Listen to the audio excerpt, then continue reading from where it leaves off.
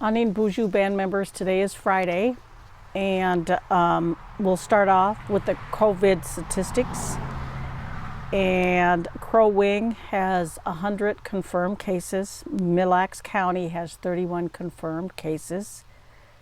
Morrison County has 57 confirmed cases, and Pine County has 98. As of yesterday, we do not have any additional confirmed cases on the reservation, and let's keep it that way. With our social distancing, our sanitizing, making sure we wash our hands, and the social distancing. And I asked Joe Naquinabe, the Commissioner of Corporate Affairs, what's going on at the casino? And the attendance is not the same as it was a year ago, and that is by design. Joe wants to make sure that they manage how many people come through the casino, making sure that all the sanitation protocols are followed by staff and employees. And of course, when you have less people attending the casinos, that means there's the possibility of less revenues. But his team will monitor that, and we will know shortly what that means for us being open since June 1st and what kind of impact that will have. And I know a lot of people are wondering, when is tribal government going to come back to work? And as I had mentioned in earlier videos, that really depends on what the revenue is from the casinos. And as we get more financial updates from the Commissioner of Corporate Affairs, we'll know a lot more about it. Currently, the people that are working are from the grants that were submitted and approved by different entities. And so that's why a lot of people are still employed, because of those grant requirements. And of course, the commissioners are working hard to finalize the plan. And as they move forward, we will provide you with an update. I'm hoping to set up meetings with the elders so I can provide updates with you, possibly at the ALUs and other places as well. And as soon as the communication team has that finalized, we will provide the update and also set up the meeting. And I've been on the Minnesota Indian Affairs Council meetings for the last 2 days. We started at 9 a.m. yesterday and 9 a.m. this morning. They're currently still ongoing. And so all 11 tribes come together with the state of Minnesota, all of the commissioners of the state, and they provide updates. We see what kind of opportunities there are for the Mille Band to participate in any services that the state of Minnesota offers to its citizens. And then also, it's interesting, a little piece of news from the DNR, that the state of Minnesota is shutting down walleye fishing on Mille Lacs for the month of July for state anglers. But you as band members, this does not apply to you, so you can continue to fish. And there's a lot of discussion with the Commissioner of Education and what is the school year going to look like coming up. And as we know, there are summer school classes going on now. We started with some of the training programs. And also, how will education look for our members this fall? And the Commissioner of Education, Joyce Shingleby, is talking about a hybrid where there will be some in class and some Zoom or online. And I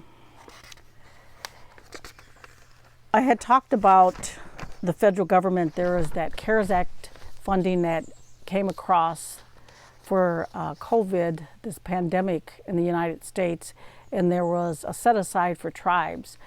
But of course, when that happens, there's always a lawsuit, and the Department of Treasury held back some of the funding where other tribes then said, no, we don't want you to hold back funding, please disperse it.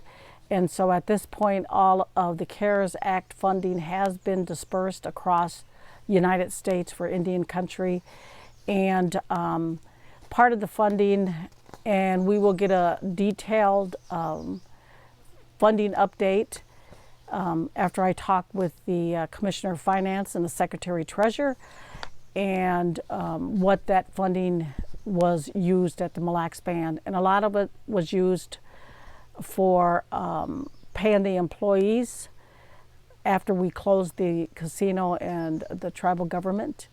And we continually look for grants, and there are a lot of grants that have been submitted and approved, and that would all pertain to COVID, the pandemic, and a lot of that is the food security and sanitation needs. All of those were the fundings that were used with a lot of the funding that came in. And the Turk Committee, of course, is continuing to meet, and that is